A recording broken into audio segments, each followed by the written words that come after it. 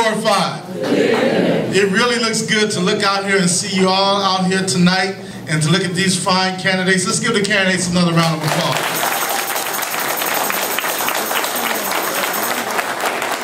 You know, Ward 5, we have a lot of work to do, and actually I need your help as well. There are 3 things that are pending before the council that really impacts Ward 5. One is the moratorium on strip clubs. We were able to get the emergency law passed and the temporary law passed. Now there will be a permanent bill, and we need you to come down and testify to make sure that that moratorium stays in effect.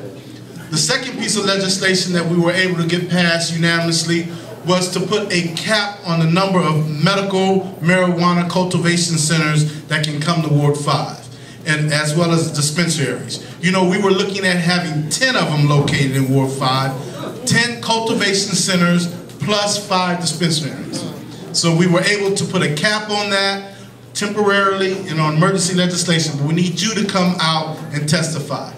And finally, the piece that we have before the council is the early childhood education piece. Finally, I've gotten the DCPS and OSSI and all the others to agree that we must have a curriculum for our 3rd graders upon entering the 4th grade, that they can read independently and that they can add, subtract, multiply, and divide.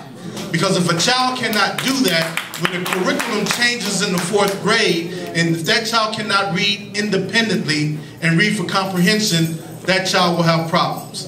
If the child cannot be introduced to decimals, to fractions, and to algebra and so forth, that child will have problems. We already know it costs $10,000 approximately a year to prepare a child. It costs $50,000 to incarcerate an adult. And we don't need to do that. And right now they are building jails based on whether or not a person can read independently or add, subtract, multiply, and divide. And we also have legislation which the DC public schools now agree that we must prepare our 3- and 4-year-olds for kindergarten.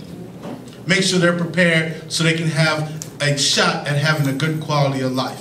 And also let me close by saying, you know, April 3rd comes before May 15th. Now everybody's harping on May 15th, and that's a good thing. But here in Ward 5, we want to make sure we have 2 council members living here. 2. 2 heads are better than 1. All right?